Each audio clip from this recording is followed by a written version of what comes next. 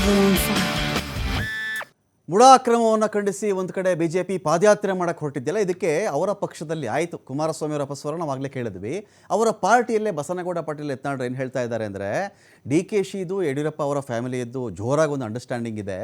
ಸಿದ್ದರಾಮಯ್ಯ ಅವ್ರನ್ನ ಅಧಿಕಾರದಿಂದ ಇಳಿಸ್ಬಿಟ್ಟು D K Shivakumar ಅವ್ರನ್ನ CM ಮಾಡಬೇಕು ಅಂತ ಹೇಳಿ ಈ ಪಾದಯಾತ್ರೆ ಅವ್ರು ಹೊರಟಿರೋದು. ಯಾಕೆ ಬೇಕು ಇವ್ರಿಗೆ ಈ ಪಾದಯಾತ್ರೆ? ಏನು ಈ ಪಾದಯಾತ್ರೆ ಉದ್ದೇಶ? ವಿಜೇಂದ್ರ ಅವರು ಡಿ ಕೆ ಶಿವಕುಮಾರ್ ಅವರ ಋಣ ತೀರಿಸೋ ಸಲುವಾಗಿ ಇಂಥ ಒಂದು ಪಾದಯಾತ್ರೆಯನ್ನು ಮಾಡ್ತಾ ಇದ್ದಾರೆ ಅಂತ ಹೇಳಿ ಒಂದು ಕಡೆ ಬಸನಗೌಡ ಪಾಟೀಲ್ ಯತ್ನಾಳ್ರು ಲೇವಡಿ ಮಾಡಿದ್ದಾರೆ. ಸಿದ್ದರಾಮಯ್ಯ ಅವ್ರನ್ನ ಇಳಿಸೋದಷ್ಟೇ ಅವರ ಉದ್ದೇಶ ವಿನಃ ಇನ್ನೇನು ಅಲ್ಲ. ಮುಡಾ ಅಕ್ರಮ ಖಂಡಿಸಿ ಪ್ರತಿಭಟನೆ ಮಾಡ್ತಾ ಇದ್ದಾರಲ್ಲಪ್ಪ, ಪಾದಯಾತ್ರೆ ಮಾಡಬೇಕು ಅಂತ ಹೊರಡ್ತಾ ಇದ್ದಾರಲ್ಲ, ಈ ಒಂದು ಪಾದಯಾತ್ರೆ ಉದ್ದೇಶನೇ ಡಿ ಕೆ ಶಿವಕುಮಾರ್ ಅವರ ಋಣ ತೀರಿಸಬೇಕು. ಈ ಕಡೆ ಯಾರು ವಿಜೇಂದ್ರ ಅವರು, ಇನ್ನೇನು ಉದ್ದೇಶ ಇಲ್ಲ. ಇಲ್ಲಿ ಸಿದ್ದರಾಮಯ್ಯ ಅವ್ರನ್ನ ಕೆಳಗಡೆ ಇಳಿಸಬೇಕು, ಅದೊಂದಕ್ಕೆ ಇವರು ಪಾದಯಾತ್ರೆ ಮಾಡ್ತಾ ಇದ್ದಾರೆ.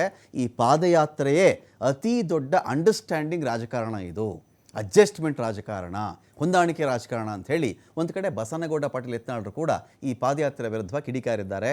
ಈಗ JDS BJP ಅವರು ಒಗ್ಗಟ್ಟಾಗಿ ಪಾದಯಾತ್ರೆ ಹೋಗೋದಿರಲಿ, BJP ನಾಯಕರನ್ನ ಬಾಯಿ ಮುಚ್ಚೋದ್ರೆ ಸಾಕಾಗಿದೆ ಅನ್ನೋ ರೀತಿಯಲ್ಲಿ ಆ ಸನ್ನಿವೇಶ ಇವತ್ತಿಗಿದೆ.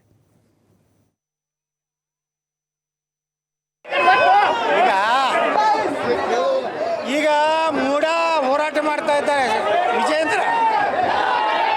ಮುಡಾ ಹೋರಾಟ ಸಿದ್ದರಾಮಯ್ಯನವ್ರು ಇಳಿಸಿ ಡಿ ಕೆ ಶಿವಕುಮಾರ್ ಮುಖ್ಯಮಂತ್ರಿ ಮಾಡ್ಲಕತ್ತಾರ ಅನ್ನೋದು ಬಹಿರಂಗ ಪಡಿಸ್ಬೇಕು. ಡಿ ಕೆ ಶಿವಕುಮಾರ್ ಆದೇಶದಂತೆ ವಿಜೇಂದ್ರ ಪಾದಯಾತ್ರೆ ಮಾಡ್ತಾ ಇದ್ದಾನೆ ಅಂದರೆ ಸಿದ್ದರಾಮಯ್ಯನ ಇಳಿಸಲಿಕ್ಕೆ.